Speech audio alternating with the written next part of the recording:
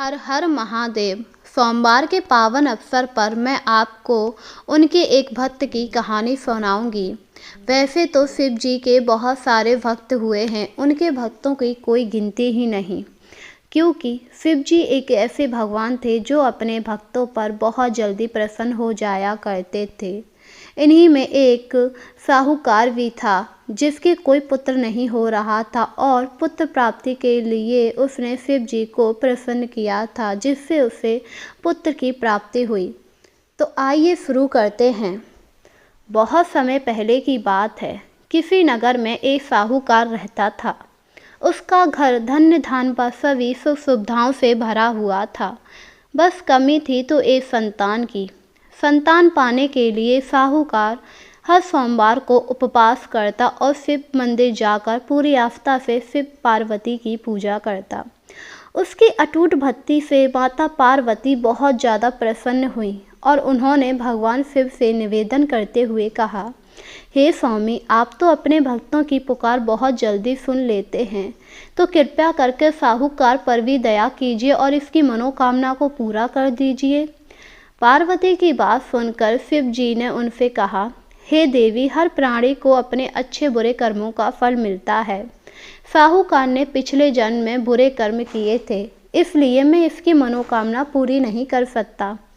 यह सुनकर पार्वती काफ़ी ज़्यादा दुखी हुई, क्योंकि उन्हें साहूकार पर काफ़ी दया आई और वह पार्वती उनसे हट करने लगी और बोली, आपको साहूकार की मनोकामना पूरी करनी ही होगी प्रभु, ये हमारी कितनी भक्ति कर रहा है।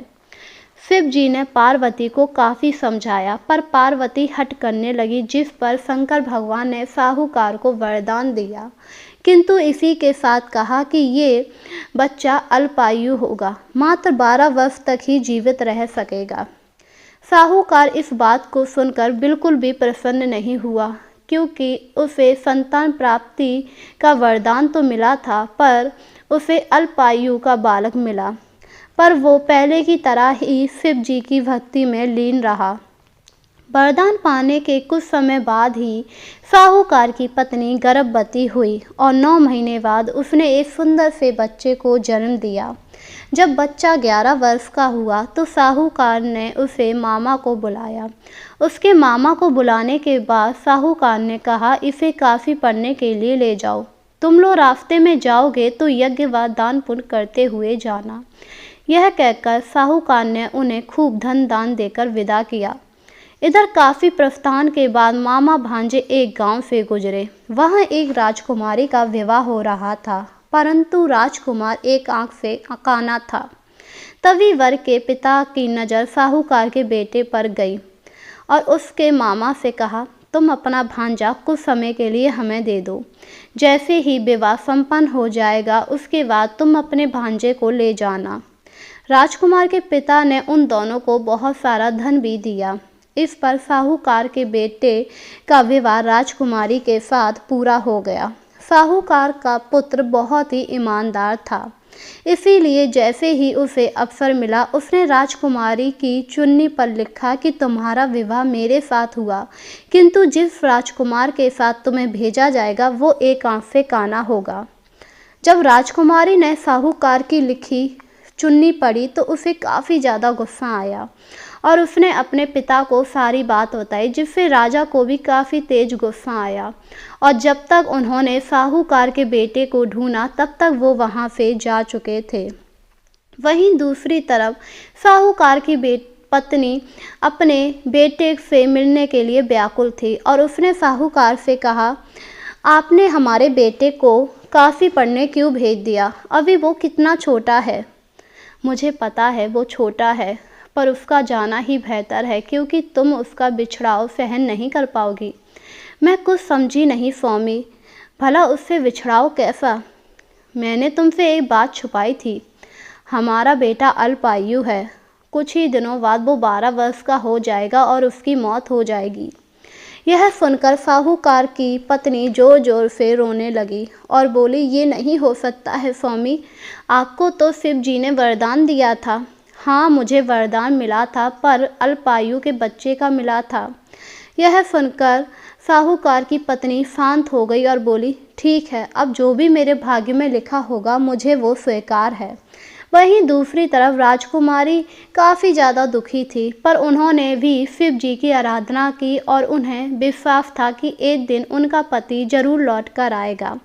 दूसरी तरफ साहूकार का बेटा अपने मामा के साथ काशी पहुंच गया। वहां जाकर उन्होंने कई यज्ञ अनुष्ठान कराए। एक दिन बालक 11-12 वर्ष का हुआ। उस दिन अचानक मामा भांजे यज्ञ कर रहे थे, किंतु अचानक से साहूकार के बेटे की तबीयत बिगड़ गई और उसने अपने मामा से कहा, मामा मुझे कुछ अच्छा नहीं लग रहा, मेरी तबीयत खराब हो रही है। मामा ने सोचा शायद मौसम की वजह से तबीयत खराब है और उसे अंदर लेट जाने के लिए कहा। बच्चा अंदर जाकर लेट गया, पर कुछ ही देर बाद उसकी मौत हो गई, जिससे मामा काफ़ी ज़्यादा दुखी हुआ और रोने लगा। संयोगवश से उसी समय वहाँ भोलेनाथ और पार्वती जी आ रहे थे। माता पार्वती ने जब मामा को रोते हुए देखा तो भगवान से कहा, हे स्वामी, ये कड़ू स्वर्ग की ओर से आ रहा है, मुझसे ये सहन नहीं हो रहा, कृपया आप इस व्यक्ति के कष्टों का निवारण करें। माता पार्वती की विनती सुनकर भगवान शिव जी बालक के पास आए और साहूकार का पुत्र देखकर उन्होंने कहा, अरे ये तो साहूकार का बेटा है, इसकी आज आयु पूरी हो चुकी है। स्वामी, पर इस बच्चे का क्या दोष है? देखिए ना, ये कितना सुंदर बालक है, आप इसे जीवन दान दीजिए ना। ये तुम क्या कह रही हो? मैंने तो तुम्हें पहले ही कहा था कि साहूकार के नसीब में पुत्र योग नहीं है, पर तुम्हारे कहने पर मैंने उन्हें पुत्र दिया। अब मैं इसे जीवित नहीं कर सकता। जिससे पार्वती ने दुखी होकर कहा, हे प्रभु, दया कीजिए, जब इस बालक के माता पिता इसे इस तरह देखेंगे तो उन पर क्या बीतेगी। आप मेरी विनती सुन लीजिए और इसे जीवन दान दीजिए। पार्वती के बार बार निवेदन करने पर भोलेनाथ ने उस बालक को जीवन दान दे दिया और बालक फिर से जीवित हो उठा, जिसे देखकर उसका मामा काफ़ी ज़्यादा खुश हुआ। और जब वह लोग अपनी शिक्षा पूरी करके नगर लौट रहे थे तो उन्हें वही राज्य मिला जहाँ पर राजकुमारी से बालक का विवाह हुआ था। राजकुमारी ने जब उस बालक को देखा तो पहचान लिया और राजा को सारी बात बताई। राजा ने उन दोनों की शादी करा दी, जिससे मामा काफ़ी ज़्यादा खुश हुआ। इसके बाद साहूकार का बेटा अपनी पत्नी लेकर घर आया। जब साहूकार ने अपने बेटे को जिंदा देखा तो वह बहुत ज़्यादा खुश हो गया। साथ ही उसके साथ राजकुमारी को देखकर साहूकार ने कहा, बेटा ये कौन है? इस पर साहूकार के बेटे ने अपने पिता को सारी बात बताई, जिससे उसका पिता और उसकी माँ बहुत ज़्यादा खुश हो गए और उन्होंने राजकुमारी का खूब आदर सत्कार किया। वहीं अब उसकी पत्नी भी भोलेनाथ की बहुत बड़ी भक्त हो गई थी, क्योंकि साहूकार ने अपनी बहू से कह दिया था कि उसके पति को शिवजी और पार्वती की वजह से ही जीवन दान मिला है, इसलिए वह उन दोनों की पूजा करे। और अब साहूकार के बेटे की पत्नी भी हर सोमवार को व्रत और पूजा किया करती थी और इस तरह उन दोनों का पुत्र फिर से जीवित हो उठा था। इसीलिए शिवजी अपने भक्तों को कभी भी निराश नहीं छोड़ते हैं और भक्त भी अपने शिव जी पर पूरा विश्वास रखते हैं। उन्हें पता है कि वो उन्हें कभी भी निराश नहीं करेंगे। जो भी उनकी शरण में जाता है शिव जी उनकी मनोकामना जरूर पूरी करते हैं। बस आपके मन में किसी भी प्रकार की खोट नहीं होनी चाहिए, क्योंकि भोलेनाथ बहुत ही भोले हैं। वह आपकी भक्ति से बहुत जल्दी प्रसन्न हो जाते हैं। इसीलिए हमें हर सोमवार को उनकी पूजा और व्रत करना चाहिए। तो बोलो हर हर शंभू, हर हर महादेव। जय हो बजरंगबली। आज मंगलवार के पावन दिन पर मैं आपको बजरंगबली की भक्ति की एक कहानी सुनाऊंगी। वैसे तो हमारे भारत में बहुत सारे ऐसे भक्त हुए हैं जिनकी कथाएं अमर हो गई। उन्हीं में एक ब्राह्मणी भी थी जिसकी कथा भी अमर हो गई। अगर बात की जाए हनुमान जी की, तो हनुमान जी को सिर्फ पुरुष ही पूज सकते हैं, पर अगर आप सच्ची श्रद्धा रखते हैं तो आप पुरुष हो या महिला, आप किसी भी भगवान की पूजा करके उन्हें प्रसन्न कर सकते हैं। और इसी का उदाहरण है ये ब्राह्मणी, जिसने हनुमान जी को प्रसन्न करके पुत्र की प्राप्ति की थी। तो आइए शुरू करते हैं। प्राचीन समय की बात है। किसी नगर में एक ब्राह्मण दंपति रहते थे। उनकी कोई संतान न होने के कारण वे बेहद दुखी थे। हर मंगलवार ब्राह्मण वन में हनुमान जी की पूजा करने जाता था। वो पूजा करके बजरंगबली से एक पुत्र की कामना करता था। उसकी पत्नी भी पुत्र की प्राप्ति के लिए मंगलवार का व्रत करती थी। वो मंगलवार के दिन व्रत के अंत में हनुमान जी को भोग लगाकर ही भोजन करती थी। एक बार व्रत के दिन ब्राह्मणी ने भोजन नहीं बनाया और ना ही हनुमान जी को भोग लगा सकी। अब उसने प्रण किया कि वो अगले मंगलवार को हनुमान जी को भोग लगाकर ही भोजन करेगी। वो भूखी प्यासी 6 दिन तक पड़ी रही। मंगलवार के दिन वो बेहोश हो गई। हनुमान जी उसकी श्रद्धा और भक्ति देखकर प्रसन्न हुए। उन्होंने आशीर्वाद स्वरूप ब्राह्मणी को एक पुत्र दिया और कहा कि ये तुम्हारी बहुत सेवा करेगा। बालक को पाकर ब्राह्मणी बहुत खुश हुई। उसने बालक का नाम मंगल रखा। कुछ समय उपरांत जब ब्राह्मण घर आया तो बालक को देख पूछा कि वो कौन है। पत्नी बोली कि मंगलवार व्रत से प्रसन्न होकर हनुमान जी ने उसे बालक दिया है। ये सुनकर ब्राह्मण को अपनी पत्नी की बात पर विश्वास नहीं हुआ। एक दिन मौका पाकर ब्राह्मण ने बालक को कुएं में गिरा दिया। घर पर लौटने पर ब्राह्मणी ने पूछा कि मंगल कहाँ है। तभी पीछे से मंगल मुस्कुरा कर आ गया। उसे वापस देखकर ब्राह्मण चौंक गया कि आखिर ये बालक कहाँ से आ गया, क्योंकि उन्होंने तो इसे कुएं में फेंक दिया था। ब्राह्मण पूरे दिन इसी बात को सोचता रहा। वहीं मंगल उनकी तरफ देखकर मुस्कुराता रहा। ब्राह्मण को कुछ समझ में नहीं आ रहा था और फिर रात हुई। रात के समय ब्राह्मण गहरी नींद में सो रहा था। तभी बजरंगबली ने ब्राह्मण को सपने में दर्शन दिए और बताया कि ये पुत्र उन्होंने ही उसे दिया है। सच जानकर ब्राह्मण बहुत ही खुश हुआ और सुबह ही उठकर उसने अपने पुत्र को बहुत प्यार किया। इसके बाद से ब्राह्मण दंपति नियमित रूप से मंगलवार व्रत रखने लगे। मंगलवार का व्रत रखने वाले मनुष्य पर हनुमान जी की अपार कृपा होती है, क्योंकि हनुमान जी मनुष्य के सारे दुखों को हर लेते हैं। इन्हें कष्टहर्ता भी कहा गया है। इसीलिए हमें हर मंगलवार को हनुमान जी का व्रत और उनकी कथा सुननी चाहिए। इसी के साथ हमें इनके मंदिर जाकर भक्ति भाव से पूजा करनी चाहिए। तो बोलो जय बजरंगबली। आज बुधवार के पावन अवसर पर मैं आपको गणेश जी की कहानी सुनाऊंगी। गणेश भगवान सभी देवों में प्रथम पूज्य हैं और इनकी पूजा सबसे पहले की जाती है। वैसे अगर बात की जाए तो बुधवार वाले दिन बुध देव की पूजा भी की जाती है। जो जैसी भक्ति जिनमें रखता है वो बुधवार को उन्हीं की उपासना करता है। पर आज हम आपको गणेश जी की महिमा की कथा सुनाएंगे। तो आइए शुरू करते हैं। किसी गांव में एक बूढ़ी औरत रहा करती थी। वह बहुत ही गरीब थी, पर वह गणेश भगवान की बहुत बड़ी भक्त थी और उसके पास एक मिट्टी के गणेश की प्रतिमा थी, जिसकी वह रोजाना पूजा किया करती थी। एक दिन उसने देखा गांव के सेठ का मकान बन रहा था। मकान को देखकर उसने कहा, मैं इसी मिस्त्री के पास जाकर अपने गणेश भगवान को पक्का करवा लेती हूँ, जिससे ये कभी भी गलेंगे नहीं, क्योंकि जब भी बारिश होती है तो मुझे अपने गणेश भगवान को बड़ा बचा कर रखना पड़ता है। यही सोचकर बुढ़िया मिस्त्री के पास आई और बोली, अरे मिस्त्री, मेरे गणेश भगवान बना दे। अरे जा जा बुढ़िया, जब तक मैं तेरे गणेश भगवान बनाऊंगा उतने मैं तो पूरी दीवार चिन लूँगा। अरे बना देना मिस्त्री, वैसे भी फिर तुझसे कुछ नहीं कहने वाला, मैं बात कर लूँगी। अरे मुझसे ये ठलुआए काम नहीं होते हैं, अब जा यहाँ से। यह सुनकर बुढ़िया काफ़ी ज़्यादा दुखी हुई और बोली, ठीक है, जा बनाता रहे दीवार, तेरी दीवार टेढ़ी हो जाएगी। यह कहकर बुढ़िया वहाँ से चली आई और मिस्त्री दीवार बनाने में लग गया। वह दीवार बनाकर तैयार करता, दीवार टेढ़ी हो जाती। यह देखकर मिस्त्री काफ़ी ज़्यादा परेशान होता। अरे ये क्या, मैं तो दीवार सीधी बना रहा हूँ, ये टेढ़ी कैसी हो रही है।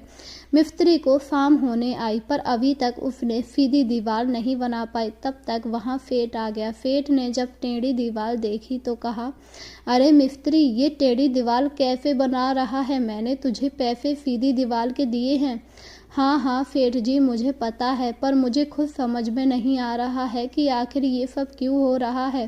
तभी उसे याद आया, उसके पास एक बुढ़िया आई थी और उसने कहा, सेठ जी, लगता है ये सब उसी बूढ़ी अम्मा का कमाल है। मैं कुछ समझा नहीं किस बूढ़ी अम्मा का बात कर रहा है। इसके बाद मिस्त्री ने सेठ को पूरी कहानी बताई। मिस्त्री की बात सुनकर सेठ ने कहा, अच्छा ऐसी बात है, ठीक है, मैं उन बूढ़ी अम्मा से बात करता हूँ। इसके बाद सेठ बूढ़ी अम्मा के घर पर आया और बोला, अरे बूढ़ी अम्मा, ये तुमने क्या कर दिया? क्या हुआ सेठ जी? मैंने तो कुछ भी नहीं किया है। हाँ हाँ मुझे पता है, तुमने ही सब किया है। तुमने ये क्यों कहा कि मेरी दीवार टेढ़ी हो जाए? अब मेरी दीवार सीधी बन ही नहीं रही है। मुझ मिस्त्री को माफ़ कर दीजिए, मैं आपके लिए सोने के गणेश बनवा दूंगा, बस मेरी दीवार को सीधा करवा दीजिए। यह सुनकर बुढ़िया काफ़ी ज़्यादा खुश हुई, क्योंकि उसे नहीं पता था कि गणेश भगवान उसकी मनोकामना पूरी कर देंगे, क्योंकि उसने गणेश भगवान से यही कहा था। और उसने कहा, ठीक है, तुम्हारी दीवार सीधी हो जाएगी। यह सुनकर सेठ काफ़ी ज़्यादा खुश हुआ और जब मिस्त्री ने दोबारा दीवार बनाई तो उसकी दीवार सीधी बनी, जिससे सेठ ने बुढ़िया को सोने के गणेश जी दिए और इसके बाद वह भी गणेश भगवान का भक्त हो गया। वहीं बुढ़िया काफ़ी ज़्यादा खुश थी। इस तरह गणेश भगवान ने बुढ़िया की सभी मनो इच्छाओं को पूरा किया। इसी तरह वह सभी लोगों की मनोकामनाओं को पूरा करते हैं। बस इंसान के मन में पूरी श्रद्धा होनी चाहिए। तो बोलो, जय हो गणेशाय नमः। आज के पावन अवसर पर मैं आपको बृहस्पति देव की कहानी सुनाऊंगी, जिसे सुनकर आपके सारे कष्ट दूर हो जाएंगे। अगर आप बृहस्पति देव का व्रत पूरे धर्म कर्म से करते हैं तो आपके सारे दुख दूर हो जाते। तो आइए शुरू करते हैं।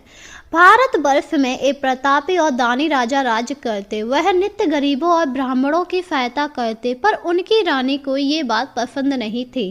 वह ना ही गरीबों को दान देती, ना ही भगवान का पूजन करती। राजा को भी दान देने से मना करती थी। एक दिन राजा शिकार खेलने वन में गए थे तो रानी महल में अकेली थी। उसी समय बृहस्पति देव साधु के भेष में महल आए और उनसे भिक्षा मांगी, पर रानी ने भिक्षा देने से मना कर दिया और कहा, हे भगवान, मैं तो इन सब से परेशान हो चुकी हूँ। मेरा तो सारा पति धन लुटाता रहता है। मेरी इच्छा है कि हमारा सारा धन नष्ट हो जाए। यह सुनकर साधु काफी हैरान हुआ और बोला, हे देवी, तुम तो बड़ी विचित्र हो। धन संतान तो सभी चाहते हैं, पुत्र और लक्ष्मी तो पापी के घर नहीं रुकती है। अगर तुम्हारे पास ज्यादा ही धन है तो तुम गरीबों में बांट दो, भूखों के लिए खाना बनवा दो, प्यासों के लिए प्याऊ बनवाओ, मुसाफिरों के लिए धर्मशाला खुलवा दो, और जो लोग निर्धन हैं, अपनी कन्याओं का विवाह नहीं करा पाते, उनका तुम विवाह करा दो। और भी कई ऐसे सारे काम हैं जिन्हें कराकर तुम्हारा यश लोक परलोक में फैलेगा। परंतु रानी के उपदेश का कोई प्रभाव नहीं पड़ा और वह बोली, महाराज, आप मुझे उपदेश ना दीजिए। मैं ऐसा धन नहीं चाहती जिसे मैं हर जगह बांटूं। साधु ने उत्तर सुनकर कहा, अच्छा, अगर तुम्हारी ऐसी इच्छा है तो तथास्तु। तुम ऐसा करना, बृहस्पतिवार को घर पीली मिट्टी से लीप कर अपना सिर धोकर स्नान करना, फिर भट्टी पर चढ़ाकर कपड़े धोना। ऐसा करने से तुम्हारा सारा धन नष्ट हो जाएगा। इतना कहकर साधु वहां से चले गए। साधु के जाने के बाद रानी ने उन्हीं की कही अनुसार सारी बातों का, नियमों का पालन किया और 3 गुरुवार तक ऐसा ही करती रही, जिससे रानी का सारा धन नष्ट हो गया और राजा रानी भोजन के लिए तरसने लगे। तब एक दिन राजा ने रानी से कहा, हे रानी, तुम यहीं रहो, मैं दूसरे देश जाता हूँ, क्योंकि यहाँ पर सभी मुझे जानते हैं, इसीलिए मैं कोई छोटा कार्य नहीं कर सकता। ऐसा कहकर राजा परदेश चले गए, जहाँ वो जंगल से लकड़ियाँ काट कर शहर में बेचते थे। इस तरह जीवन यापन करने लगे। इधर राजा के परदेश जाते ही रानी और दासी काफी ज्यादा दुखी रहने लगी। एक बार जब रानी और दासी को 7 दिन तक बिना भोजन के रहना पड़ा तो रानी ने अपनी दासी से कहा, हे दासी, पास के नगर में ही मेरी बहन रहती है, वह बहुत धनवान है, तू उसके पास जा और कुछ ले आ जिससे हमारा गुजर बसर हो जाए। दासी ने रानी की बात सुनी और वह उसकी बहन के घर चली गई। उस दिन गुरुवार था। रानी की बहन उस समय गुरुवार की कथा सुन रही थी। दासी ने रानी की बहन को अपनी सारी बात बताई, पर रानी की बहन ने कोई उत्तर नहीं दिया, जिससे दासी काफ़ी ज़्यादा दुखी हुई और गुस्से में वहाँ से चली आई। वापिस आने पर दासी ने रानी को सारी बात बताई, जिससे रानी को भी काफ़ी ज़्यादा गुस्सा आया। उधर रानी की बहन ने सोचा, मेरी बहन की दासी आई थी परंतु मैं उससे कुछ बोल नहीं पाई। इससे वह भी परेशान हुई और उसने कहा, जब मेरी कथा और व्रत पूरा हो जाएगा तब मैं जाऊंगी। और अगले दिन वह अपनी बहन के घर गई और उसे सारी बात बताई, जिस पर रानी ने कहा, ये तो मेरा भाग्य है जो मेरे साथ ये सब हो रहा। इस पर रानी की बहन ने कहा, बहन, आखिर तुम्हारे साथ ऐसा क्या हो गया, तुम मुझे पूरी बात बताओ। जिस पर रानी ने अपनी बहन को पूरी बात बताई और फूट फूट कर रोने लगी। इस पर रानी की बहन ने कहा, तुम ऐसा करो, हर गुरुवार को व्रत और कथा सुनो, इससे तुम्हारे सारे दुख दूर हो जाएंगे। पर रानी ने अपनी बहन की बात मानने से इनकार कर दिया। तब रानी की बहन ने कहा, तुम ऐसा करो, अपनी दासी को कमरे में भेजो, वहां पर एक अनाज की बोरी रखी होगी। यह सुनकर दासी जब कमरे में गई तो वहां पर एक अनाज की बोरी रखी हुई थी, जिसे देखकर दासी काफी हैरान हुई और अनाज की बोरी लेकर आई और रानी से कहा, रानी, आप अपनी बहन से गुरुवार के व्रत और नियमों को पूछ लीजिए, जिससे हम भी वैसा ही किया करेंगे। इसके बाद रानी ने अपनी बहन से कहा, अच्छा, तुम मुझे बता दो, आखिर बृहस्पति देव की कैसे पूजा की जाती है, मैं भी उनकी पूजा करूंगी।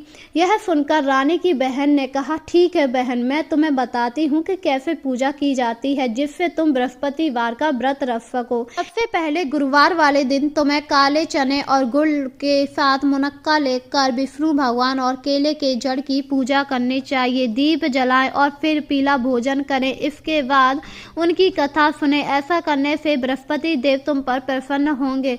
व्रत और पूजन की विधि बताकर रानी की बहन अपने घर लौट गई। 7 दिन बाद जब गुरुवार आया तो रानी और दासी ने व्रत रखा। घुड़साले में जाकर चना और गुड़ लेकर आई, फिर उससे केले की जड़ तथा विष्णु भगवान का पूजन किया। पर अब पीला भोजन कहाँ से आए, जिससे वह दोनों काफी दुखी हुए। वही उन्होंने व्रत रखा था, इसीलिए बृहस्पति देव उनसे काफी प्रसन्न थे और वे एक साधारण व्यक्ति का रूप धारण करके आए और 2 थालों में सुंदर पीला भोजन लाए और दासी को दे दिया। भोजन पाकर दासी काफी ज्यादा खुश हुई और रानी के साथ मिलकर भोजन किया। इसके बाद वह सभी गुरुवार का व्रत करने लगी थी। बृहस्पति भगवान की कृपा से उनके पास फिर से धन संपत्ति आ गई, परंतु रानी पहले की तरह फिर आलस दिखाने लगी। तब दासी ने कहा, देखो रानी, तुम पहले भी इसी प्रकार आलस करती थी। तुमने धन रखने से कष्ट होता था, इस कारण सभी धन नष्ट हो गया। अब जब भगवान बृहस्पति की कृपा से धन मिला है तो तुम फिर से आलस क्यों दिखा रही हो।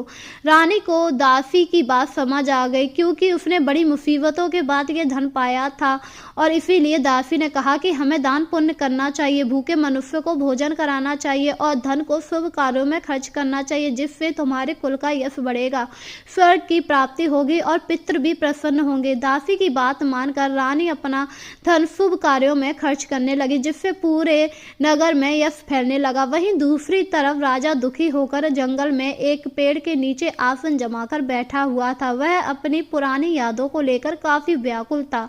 उस दिन गुरुवार का दिन था। उसे इस तरह बेचैन देखकर बृहस्पति देव फिर से साधु का रूप बनाकर वहां आए और राजन से बोले, हे राजा, तू इस तरह सुनसान जंगल में चिंता में क्यों बैठा हुआ है, मुझे बता। इस पर राजा ने दोनों हाथ जोड़े और कहा, हे महात्मा, आप तो सब कुछ जानते हैं, मैं क्या कहूँ। यह कहकर वह जोर जोर से रोने लगा और अपनी आत्मकथा सुनाई। तब महात्मा ने कहा, तुम्हारी स्त्री ने बृहस्पति के दिन बृहस्पति देव का अनादर किया था, ये सब उसी के कारण हो रहा है। अब तुम चिंता दूर करो और मेरे कहने अनुसार चलो, जिससे तुम्हारे सारे कष्ट दूर हो जाएंगे और बृहस्पति देव तुम पर बहुत प्रसन्न होंगे। सबसे पहले बृहस्पति के दिन तुम कथा करो और 2 पैसे के चने मुनक्का लाकर उसका प्रसाद बनाओ और शुद्ध जल लोटे में शक्कर मिलाकर अमृत तैयार करो। कथा के पश्चात अपने सारे परिवार और सुनने वाले प्रेमियों में अमृत और प्रसाद बांटकर आप भी ग्रहण करो। ऐसा करने से भगवान तुम्हारी सारी मनोकामना पूरी करेगा। ऐसी बात सुनकर राजा काफी ज्यादा प्रसन्न हो गया, पर फिर वह दुखी हुआ और बोला, हे प्रभु, मुझे लकड़ियां बेचकर इतने पैसे नहीं मिल पाते हैं जिससे मैं भोजन करने के बाद कुछ बचा सकूं। मैंने रात्रि में अपनी स्त्री को व्याकुल होते हुए देखा है। मेरे पास पैसे नहीं हैं, मैं क्या करूं, मुझे कुछ समझ नहीं आ रहा है। इस पर साधु ने कहा, हे राजा, तुम किसी बात की चिंता मत करो। आज गुरुवार का दिन है, तुम शहर में लकड़ियां बेचने जाओ। तुम्हारी लकड़ियां अच्छे दामों में बिकेंगी और तुम्हें पैसे भी बच जाएंगे। यह सुनकर राजा काफी खुश हुआ। वहीं साधु वहां से चला गया। साधु के जाने के बाद राजा शहर पहुंच गया और लकड़ियां बेची। लकड़ियां बेचने के बाद उसे काफी अच्छे पैसे मिले। उन पैसों को देखकर राजा ने भोजन किया और फिर अगले गुरुवार का इंतजार किया। अगले गुरुवार को उसने कथा सुनी और साधु के बताए हुए नियमों का पालन किया, जिससे उसकी हालत सुधरने लगी। पर दूसरे बृहस्पतिवार को वह व्रत करना भूल गया, जिससे बृहस्पति भगवान उससे नाराज हो गए। उसी दिन उसी नगर में राजा ने विशाल यज्ञ का आयोजन किया था और उसने पूरे शहर में घोषणा करवाई थी कि कोई भी मनुष्य अपने घर पर भोजन नहीं करेगा, सभी उसके यहाँ पर भोजन करने आएंगे और जो भोजन करने नहीं आएगा उसे फांसी की सजा दी जाएगी। इस तरह उसने पूरे नगर में ये घोषणा करवा दी थी। राजा के अनुसार सभी लोग उसी के यहाँ भोजन करने आ रहे थे। दूसरी तरफ राजा के यहाँ भोजन करने नहीं जा पाया। जब राजा को ये बात पता लगी तो वह राजा को खुद लिवाने आया और उसने भोजन कराया। वहीं उसकी रानी ने अपना हार खुटी पर टांग दिया था। जब राजा भोजन करके जाने लगा तो रानी की नजर खुटी पर गई और उसने देखा उसका हार नहीं था और उसे लगा कि इसी राजा ने उसका हार चुरा लिया है और उसने राजा को कारावास में डलवा दिया, जिससे राजा काफी दुखी हुआ और बोला, ना जाने कौन से पूर्व जन्म के कर्म है जो मुझे ये दुख प्राप्त हुआ है। उसी समय वो साधु को याद करने लगा जो जंगल में मिला था। तभी बृहस्पति देव साधु के रूप में प्रकट हुए और उसकी दशा को देखकर बोले, अरे मूर्ख, तूने बृहस्पति देव की कथा सही से नहीं की, इसी कारण तुझे दुख प्राप्त हुआ है। अब चिंता मत कर, बृहस्पतिवार के दिन कारागृह के दरवाजे पर 4 पैसे पड़े मिलेंगे, उनसे तू बृहस्पति देव की पूजा करना, जिससे तेरे सभी कष्ट दूर हो जाएंगे। बृहस्पतिवार के दिन उसे 4 पैसे मिले। लकड़हारे ने कथा कही। उसी रात्रि को बृहस्पति देव ने नगर के राजा को स्वप्न दिया, हे राजा, तूने जिस आदमी को कारागार में बंद किया है वह निर्दोष राजा है, उसे छोड़ दे। रानी का हार उसी खुटी पर लटका हुआ है। अगर तूने ऐसा नहीं किया तो तेरा राज्य नष्ट हो जाएगा। राजा सपना देख के बहुत ज्यादा भयभीत हो उठा और प्रातःकाल ही उसने खुटी पर हार टंगा हुआ पाया और राजा को कारावास से बुलाकर क्षमा मांगी और उसे अच्छे कपड़े पहनाकर विदा कर दिया। राजा ने जब ये सब देखा तो वह बहुत ही खुश हुआ और उसने मन ही मन बृहस्पति देव को नमन किया। इसके बाद राजा अपने निकट नगर पहुंच गया। नगर पहुंचने पर उसने देखा उसका नगर बहुत ही सुंदर हो चुका था। नगर में पहले से अधिक बाग, बगीचे, कुएं, बहुत सारी धर्मशाला, मंदिर आदि बन गए थे। राजा ने ये सब देखा तो पूछा, ये सब किसका है? तब नगर के लोग कहने लगे, ये सब रानी और बांदी ने किया है। तो राजा काफी ज्यादा हैरान हुआ। उसे गुस्सा भी आया कि रानी ने आखिर ये सब कैसे कर लिया, क्योंकि वह कई दिनों से यहाँ पर था ही नहीं। वहीं जब दूसरी तरफ रानी को पता लगा राजा आ चुका है तो उसने दासी से कहा कि तुम महल के दरवाजे पर खड़े रहना, कहीं राजा लौट ना आए। तभी राजा आया। राजा ने सीधा रानी से कहा, तुम्हारे पास ऐसा धन कहाँ से आ गया? इतना धन तो हमारे पास था नहीं। तब रानी ने राजा को सारी बात बताई, जिससे सुनकर राजा काफी ज्यादा खुश हुआ और फिर अब वो दोनों व्रत करने लगे थे। बृहस्पतिवार के दिन व्रत करते थे। वहीं राजा ने निश्चय किया कि वह रोज 7 बार बृहस्पति देव का पूजन करेगा, परंतु प्रतिदिन दिन में 3 बार कहानी कहेगा, जिससे उसके सारे कष्ट दूर हो जाएंगे। अब उसके दुपट्टे में हमेशा चने की दाल बंधी रहती थी और वो दिन 3 दिन में 3 बार कहानी कहा करता था। एक बार राजा ने विचार किया कि वो अपनी बहन के घर चला जाए और इस तरह निश्चय करके घोड़े पर सवार होकर अपनी बहन के घर चला गया। मार्ग में उसे एक मुर्दा मिला जहाँ पर कुछ लोग रो रहे थे। तभी राजा ने कहा, अरे भाइयों, मेरी बृहस्पति देव की कहानी सुन लो। तब लोग बोले, हे आदमी, पता नहीं तू कैसा है, यहाँ पर मेरा आदमी मर गया और तुझे कथा कहने की पड़ी है। परंतु कुछ लोग बोले, हाँ हाँ कहो, हम तुम्हारी कथा सुनेंगे। तब राजा ने दाल निकाली और कथा कहने लगा। जब कथा आधी हुई तो मुर्दा हिलने लगा और जब कथा समाप्त हुई तो मुर्दा राम राम कहकर मनुष्य उठकर खड़ा हो गया, जिससे सभी बहुत ज़्यादा खुश हुए और राजा आगे बढ़ गया। आगे मार्ग में उसे एक किसान हल चलाता हुआ मिला। राजा ने उसे देखकर कहा, अरे भाई, मेरी कथा सुन ले। किसान बोला, जब तक मैं तेरी कथा सुनूंगा तब तक 4 हरिया जोत लूंगा, जा अपनी कथा किसी और को सुनाना। इस तरह राजा आगे चलने लगा। राजा के हटते ही बैल पछाड़ खाकर गिर गए। किसान के पेट में बड़ी जोर दर्द होने लगा। उसी समय उसकी माँ रोटी लेकर आई। उसने जब ये सब देखा तो अपने पुत्र का हाल पूछा तो बेटे ने उसे सारी बात बताई। बुढ़िया दौड़ी दौड़ी उसी घुड़सवार के पास आई और बोली, मैं तेरी कथा सुनूंगी, पर तुझे मेरी कथा अपने खेत में ही कहनी पड़ेगी। यह कहकर बुढ़िया उसे खेत पर लेकर आई। राजा ने खेत पर ही कथा कही। कथा सुनते ही बैल उठ खड़े हुए और किसान के पेट का दर्द बंद हो गया, जिससे वह दोनों बहुत ही खुश हुए। इसके बाद राजा अपनी बहन के घर पहुंच गया। बहन के भाई बहुत ज़्यादा मेहनती थे। दूसरे रोज राजा प्रातःकाल जागा तो उसने देखा सभी लोग भोजन कर चुके थे। राजा ने अपनी बहन से कहा, यहाँ कोई ऐसा मनुष्य नहीं जिसने भोजन ना किया हो, क्योंकि मैं उसे अपनी बृहस्पतिवार की कथा सुनाऊंगा। बहन बोली, ये भैया, ये देश ऐसा ही है, यहाँ पहले लोग भोजन करते हैं, बाद में अन्य काम करते हैं। मैं आस पड़ोस में देख कर आती हूँ किसी ने भोजन ना किया हो। यह कहकर वह आस पड़ोस में गई, पर उसे कोई ऐसा नहीं मिला। तभी वो एक गरीब व्यक्ति कुम्हार के घर गई, जहाँ पर उसका लड़का 3 दिन से बीमार था और वहाँ पर किसी ने भोजन नहीं किया था। तब राजा ने वहाँ जाकर बृहस्पति देव की कथा की, जिसके प्रभाव से कुम्हार का लड़का ठीक हो गया और अब चारों तरफ राजा की प्रशंसा होने लगी थी। एक रोज राजा ने अपनी बहन से कहा, बहन, हम अपने घर जा रहे हैं, तुम भी तैयार हो जाओ। राजा की बहन ने अपनी सास से कहा कि माँ जी, मैं चली जाऊँ। सास ने कहा, हाँ चली जाओ, पर बच्चों को यहीं छोड़ जाना, क्योंकि तुम्हारी भाभी के कोई औलाद नहीं है। इस पर बहन ने अपने भाई से कहा, हे भाई, मैं तो चलूंगी, पर मेरा कोई बालक नहीं जाएगा। राजा बोला, जब बालक ही नहीं जाएगा तो तुम क्या करोगी जाकर? और राजा दुखी मन से अपने नगर लौट आए। राजा ने रानी से कहा, हम नरवंशी हैं, हमारा मुंह देखने का धर्म नहीं है, और दुखी होकर उन्होंने कुछ भोजन नहीं किया। जिस पर रानी बोली, हे प्रभु, हे बृहस्पति देव, हमें तुमने सब कुछ दे दिया, बस औलाद नहीं दी। उसी रात बृहस्पति देव ने राजा को स्वप्न दिया और कहा, हे राजा, उठ बैठो, सभी सोच त्याग तो तुम्हारी रानी गर्भ से है। राजा की बात सुनकर रानी बहुत ज़्यादा खुश हुई और 9 महीने बाद उनके यहाँ एक सुंदर बेटा पैदा हुआ। तब राजा बोला, हे रानी, स्त्री बिना भोजन के रह सकती है, पर बिना कहे नहीं रह सकती। जब मेरी बहन आए तो तुम उससे कुछ मत कहना। रानी ने हाँ कर दी। वहीं राजा की बहन बधाई लेकर आई तो रानी ने कहा, घोड़ा चढ़कर तो नहीं आई, गधा चढ़कर आई है। तब राजा की बहन बोली, भाभी, मैं इस प्रकार ना कहती तो तुम्हें औलाद कैसे मिलती?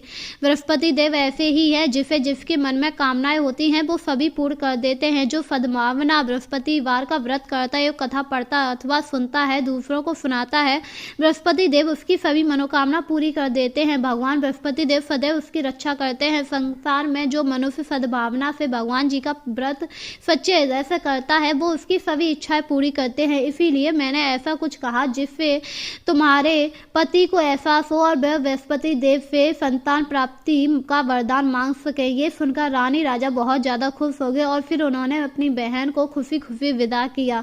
तो अगर आपके भी हालात खराब चल रहे हैं, आपका मन विचलित हो रहा है, तो आपको बृहस्पति देव की शरण में जाना चाहिए और बृहस्पति का व्रत करके उनकी कथा सुननी चाहिए।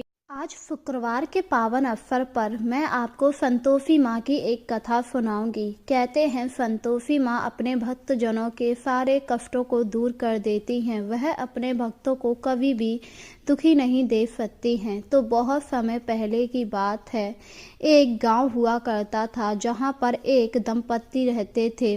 उस दंपत्ति में औरत काफ़ी ज़्यादा गरीब थी, जिस वजह से वह अपने बच्चों का पालन सही तरीके से नहीं कर पाती थी।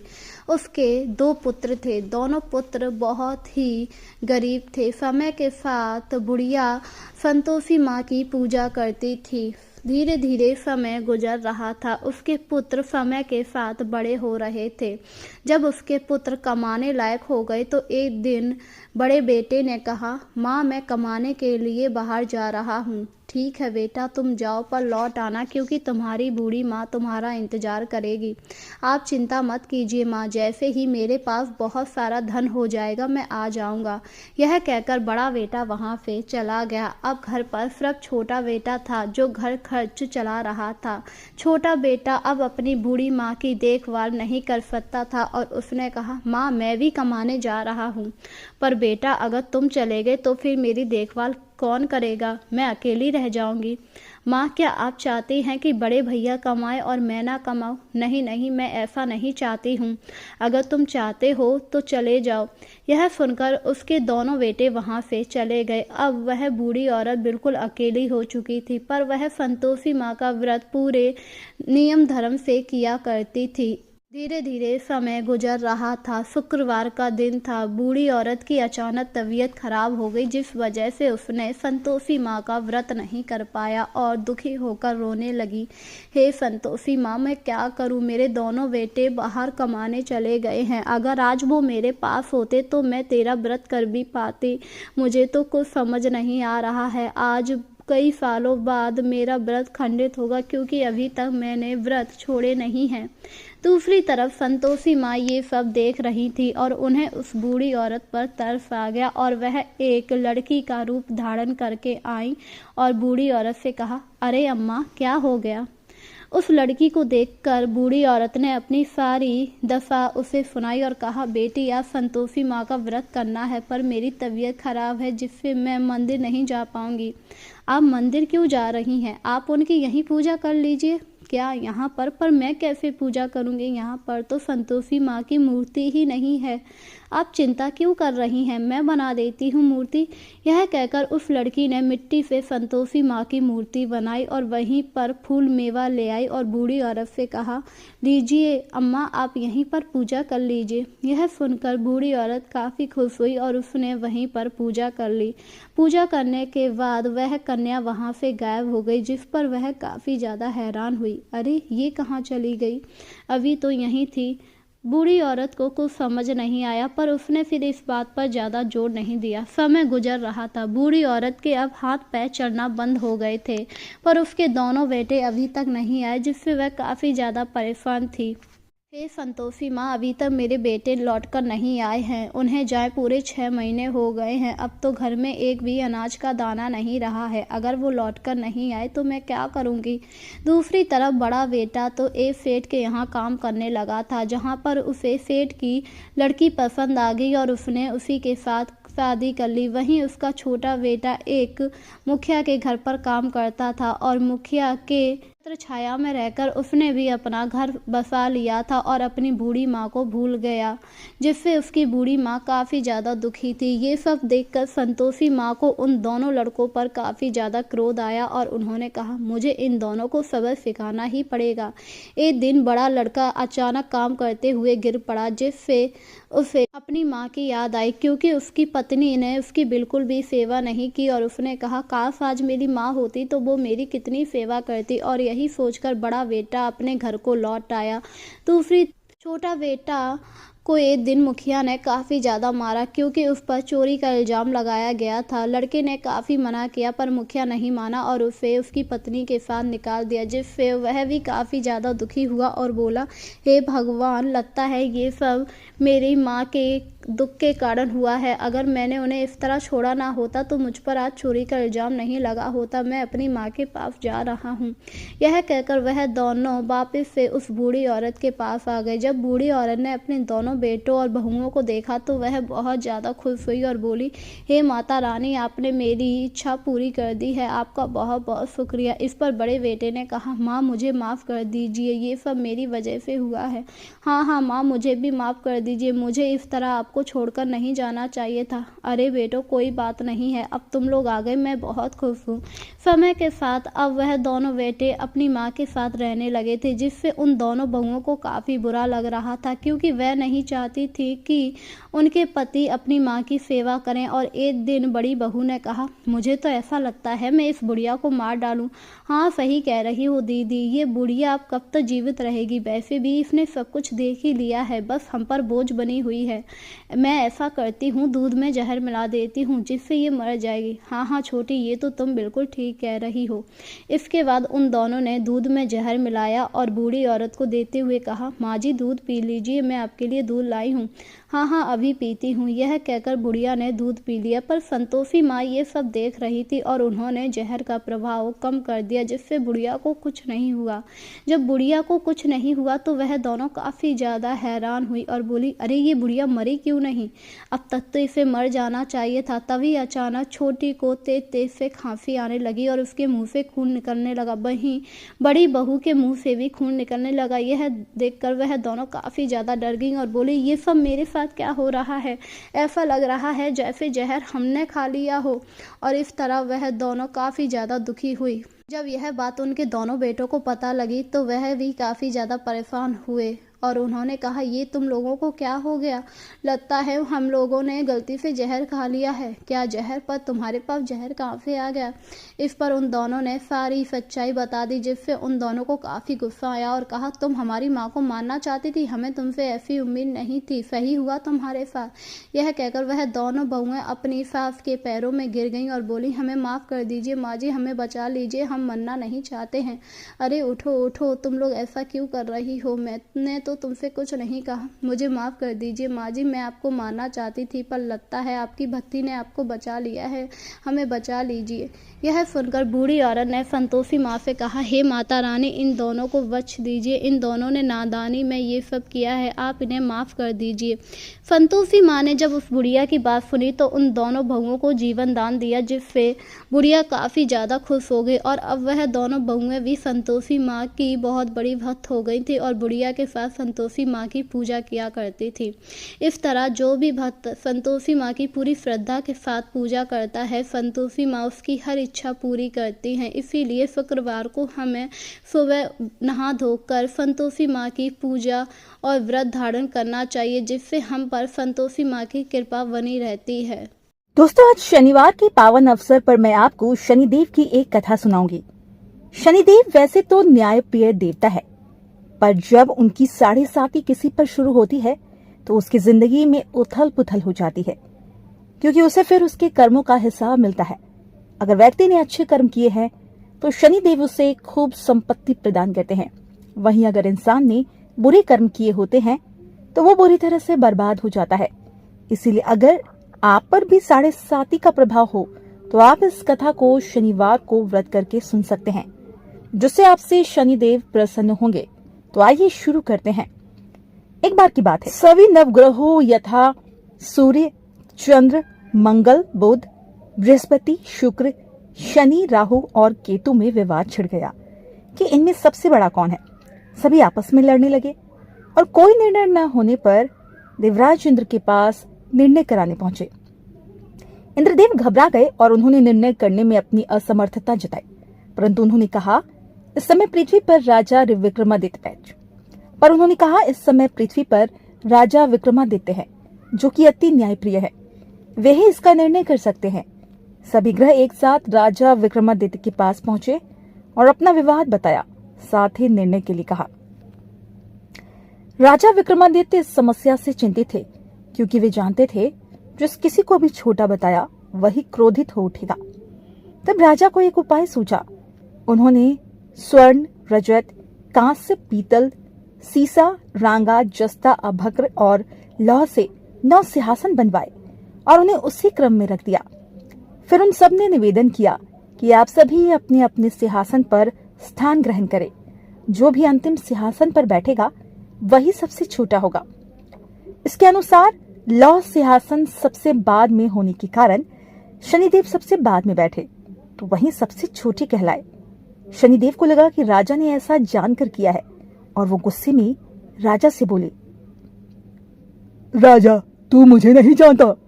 सूर्य 1 राशि में 1 महीना, चंद्रमा 2.25 महीना, 2 दिन, मंगल 1.5 महीना, बृहस्पति 13 महीने, अभद्र और शुक्र एक एक महीने विचरण करते हैं, लेकिन मैं 2.5 से 7.5 साल तक रहता हूँ। बड़ों बड़ों का मैंने विनाश किया है। श्री राम की 7.5 आई तो उन्हें वनवास हो गया। रावण की आई तो उसकी लंका को वानरों की सेना से हारना हो पड़ा। अब तुम सावधान रहना। कहकर कुपित होते हुए शनिदेव वहां से चले गए। वह अन्य देवता खुशी खुशी चले गए। कुछ समय बाद राजा की 7.5 आई। तब शनिदेव घोड़ों के सौदागर बनकर वहां आए। उनके साथ कई बढ़िया घोड़े थे। राजा ने यह समाचार सुन अपने अश्वपाल को अच्छे घोड़े खरीदने की आज्ञा दी। उसने कई अच्छे घोड़े खरीदे। वह एक सर्वोत्तम घोड़े को राजा को सवारी हेतु दिया। राजा ज्यों ही उस पर बैठा, वो घोड़ा सरपट वन की ओर भागा। भीषण वन में पहुंच वो अंतर्धान हो गया, जिससे राजा अब जंगल में भूखा प्यासा भटकता रहा। तब एक ग्वाले ने उसे पानी पिलाया। राजा ने प्रसन्न होकर उसे अपनी अंगूठी दी। वो अंगूठी देकर राजा नगर को चल दिया और वहां अपना नाम उज्जैन निवासी वीका बताया। वहां एक सेठ की दुकान में उसने जल इत्यादि पिया और कुछ देर आराम किया। भाग्यवश उस दिन सेठ की खूब बिक्री हुई। सेठ उसे खाना इत्यादि करा के खुश होकर अपने साथ घर ले गया। वहां उसने एक खूंटी पर देखा कि एक हार टंगा है, जिसे खूंटी निगल रही है। थोड़ी देर में पूरा हार गायब था। तब सेठ ने आने पर देखा कि हार गायब है। सेठ ने समझा कि वीका ने ही इसे चुराया है। उसने वीका को कोतवाल के पास पकड़वा दिया। फिर उस नगर के राजा ने भी वीका को चोर समझकर उसके हाथ पैर कटवा दिए और नगर के बाहर फेंकवा दिया। वहां से एक तेली निकल रहा था, जिसे दया आई और उसने वीका को अपनी गाड़ी में बिठाया। वो अपनी जीप से बैलों को हाँकने लगा। उस समय राजा की शनि दशा समाप्त हो गई। वर्षा ऋतु आने पर राजा मल्हार गाने लगा। राजा जिस नगर में था, वहां की राजकुमारी मनभावना को उसका गाना इतना पसंद आया कि उसने मन ही मन प्रण कर लिया कि वो उस राग वाले से ही विवाह करेगी। राजकुमारी ने दासी को राग गाने वाले को ढूंढने भेजा। दासी ने बताया कि वो एक चौरंगिया है, परंतु राजकुमारी ना मानी। अगले ही दिन से उठते ही वो अनशन पर बैठ गई कि विवाह करेगी तो उसी से करेगी। बहुत समझाने पर भी वो राजकुमारी जब नहीं मानी, तो राजा ने उस तेली को बुला भेजा और विवाह की तैयारी करने को कहा। फिर उसका विवाह राजकुमारी से हो गया। एक दिन सपने में राजा को शनिदेव ने दर्शन दिए और शनिदेव ने राजा से कहा, राजन, देखा तुमने मुझे छोटा बताकर कितना दुख झेला है। तब राजा ने उनसे क्षमा मांगी और प्रार्थना करते हुए कहा, हे शनिदेव, जैसा मुझे दुख दिया है किसी और को ना दे। शनिदेव मान गए और कहा कि जो मेरी कथा और व्रत कहेगा उसे मेरी दशा में कोई दुख नहीं होगा। जो भी व्यक्ति रोज मेरा ध्यान करेगा और चींटियों को आटा डालेगा, उसकी सभी मनोकामनाएं पूर्ण होगी। और शनिदेव ने राजा को हाथ पैर वापस कर दिए। प्रातः आंख खुलने पर राजकुमारी ने देखा तो वह आश्चर्यचकित हुआ। वीका ने उसे बताया कि वो उज्जैन का राजा विक्रमादित्य है। सभी अत्यंत प्रसन्न हुए। सेठ ने जब सुना तो वो राजा के पैरों पर गिरकर क्षमा मांगने लगा। राजा ने कहा कि वो तो शनिदेव का क्रोध था, इसमें किसी का कोई दोष नहीं। सेठ ने फिर भी निवेदन किया कि मुझे शांति तभी मिलेगी जब आप मेरे घर चलकर भोजन करेंगे। सेठ ने अपने घर नाना प्रकार के व्यंजनों से राजा का सत्कार किया। साथ ही सबने देखा कि जो खूंटी हार निकल गई थी, वहीं अब उसे उगल रही थी। सेठ ने अनेक मोहरे देकर राजा का धन्यवाद किया। सेठ ने राजा से अपनी कन्या श्री कंवरी से विवाह करने का निवेदन किया। राजा ने सहर्ष स्वीकार कर लिया। कुछ समय बाद राजा अपनी दोनों रानियों मनभावनी और श्री कंवरी को सभी उपहार सहित लेकर उज्जैन नगरी को चले। वहां राजा के राज्यवासियों ने सीमा पर खूब आदर सत्कार किया। सारे नगर में दीपमाला बनाई गई। राजा ने घोषणा की कि मैंने शनिदेव को सबसे छोटा बताया था, जबकि असल में वही सर्वोपरि है। तब से सारे राज्य में शनिदेव की पूजा और कथा नियमित होने लगी। सारी प्रजा खुशी और आनंद के साथ जीवन बिताने लगी। जो कोई भी शनिदेव की इस कथा को सुनता या पढ़ता है, उसके सारे दुख दूर हो जाते हैं। शनिवार व्रत के दिन इस कथा को अवश्य पढ़ना चाहिए। इससे आपके सारे कष्ट दूर हो जाएंगे। तो बोलो जय हो शनिदेव। आज रविवार के पावन अवसर पर मैं आपको सूर्यदेव की कथा सुनाऊंगी। सूर्यदेव हमारे इष्ट देव हैं। अगर आप सूर्यदेव की पूजा और व्रत करते हैं तो इससे आपको बहुत शुभ फल मिलता है। तो आइए शुरू करते हैं। बहुत समय पहले एक नगर में एक दंपत्ति रहा करता था।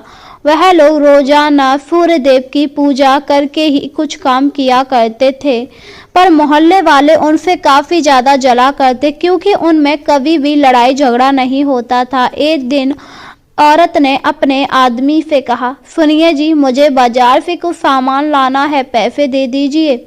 मेरे पास पैसे नहीं हैं, तुम कभी और चली जाना। यह सुनकर औरत ने कुछ नहीं कहा। जब पड़ोसन को इस बात की खबर लगी तो वह सीधा उसके घर आई और बोली, अरे तुम्हारा पति तो कभी तुम्हें पैसे ही नहीं देता। एक मेरा पति है जो हमेशा मुझे पैसे देता है जब भी मैं मांगूं। आपके पति अच्छा कमाते हैं, इसीलिए मेरे पति की इतनी इनकम नहीं है जो मुझे इतने पैसे दे पाएं। अरे ये सब तो बहाने हैं, अगर इनकम कम होगी तो भी वो मुझे इतने ही पैसे देंगे। यह सुनकर वह औरत काफी ज्यादा दुखी हुई और मन ही मन अपने पति को कोसने लगी, पर यह उसकी सबसे बड़ी गलती थी। उसका पति उससे बहुत ही प्यार करता था। धीरे धीरे समय गुजरा। एक दिन जब वह सूर्य देव की पूजा कर रहा तो उसने देखा उसकी पत्नी उसके साथ पूजा नहीं कर रही, तो उसने कहा, अरे देवी, तुम मेरे साथ पूजा क्यों नहीं कर रही? मुझे आपके साथ कुछ नहीं करना, क्योंकि आप जब देखो तब तंगी का बहाना बनाते रहते हैं। मुझे पैसे चाहिए, बाजार जाना है। अरे मैंने तुमसे कहा तो, मेरे पास अभी पैसे नहीं हैं, जब पैसे हो जाएंगे मैं तुम्हें दे दूंगा। आप हमेशा ऐसे ही कहते रहते हैं, मुझे आपसे बात ही नहीं करनी। यह कहकर वह अपने मायके चली आई, जिससे आदमी काफी ज्यादा दुखी हुआ क्योंकि उसे नहीं पता था कि उसकी पत्नी ऐसा कुछ करेगी। धीरे धीरे समय गुजर रहा था। समय के साथ औरत अपने मायके से नहीं लौटी, जिस वजह से आदमी काफी दुखी हुआ और सूर्य देव से बोला, हे सूर्य देव, मैं तो आपकी रोजाना पूजा करता हूँ, फिर ये मुझे किस बात का दंड मिल रहा है? क्या गरीब होना इतना बड़ा पाप है? यह कहकर वह जोर जोर से रोने लगा। दूसरी तरफ सूर्य देव ये सब देख रहे थे और रात में उन्होंने उस आदमी को सपना दिया और कहा कि एक बरगद के पेड़ के नीचे तुम्हें सोने का कलश मिलेगा, उसे तुम निकाल लेना। सुबह आदमी उसी बरगद के पेड़ के नीचे चला गया और जब उसने खुदाई की तो उसे एक सोने से भरा कलश मिला, जिसमें बहुत सारा जेवर था। यह देखकर वह काफी खुश हुआ और घर आ गया। घर आने पर उसने उन जेवर को सुनार से बेच दिया, जिससे उसे काफी पैसे मिल गए और धीरे धीरे वह बहुत अमीर हो गया। जब उसकी पत्नी को ये सब पता लगा तो वह वापस अपने ससुराल आई और बोली, आपने मुझे बुलावा क्यों नहीं भेजा? क्योंकि तुम अपने आप गई थी, मैंने तुम्हें नहीं भेजा था। तो इसका मतलब आप मुझे जीवन में कभी भी नहीं बुलाते? नहीं, कभी भी नहीं, क्योंकि तुम मुझे मेरी गरीबी में छोड़कर गई थी। आज जब मैं अमीर हो गया हूँ तो तुम वापस लौट कर आई हो। यह सुनकर स्त्री को अपने किए पर काफ़ी शर्मिंदगी महसूस हुई और उसने कहा, मुझे माफ़ कर दीजिए, मुझसे बहुत बड़ी गलती हो गई, पर यह सब हुआ कैसे? ये सब सूर्य देव की कृपा है। सूर्य देव ने मुझे रात में सपने में दर्शन दिए थे। क्या? पर जब तक मैं रही तब तक तो आपको सूर्य देव ने दर्शन नहीं दिए? हाँ, मुझे पता है, पर तब तक तुमने मुझसे झगड़ा भी तो नहीं किया था। तुमसे झगड़ा होने के बाद मैं काफ़ी ज़्यादा दुखी था और सूर्य देव को याद कर रहा था। यह सुनकर स्त्री को अपनी गलती का एहसास हुआ और बोली, मुझे माफ़ कर दीजिए, आज के बाद मैं आपसे कभी भी झगड़ा नहीं करूँगी और नित्य सूर्य देव की पूजा किया करूँगी। यह सुनकर आदमी काफ़ी ज़्यादा खुश हुआ और बोला, मुझे तुमसे कोई शिकवा गिला नहीं है। ये तो अच्छा हुआ तुम मुझसे रूठ गई, जिससे सूर्य देव ने हमें इतना सब तब भी दे दिया। अब हम रोजाना सूर्य देव की आराधना किया करेंगे और फिर गांव वालों में भोजन बांटा करेंगे, जिससे सूर्य देव हम पर हमेशा प्रसन्न रहेंगे। और यह कहकर वह लोग हर रविवार को सूर्य देव की पूजा, व्रत और कथा किया करते थे और इसके बाद सभी गरीबों में भोजन बांटते थे, जिससे उनका धन संपत्ति दुगना बढ़ रहा था।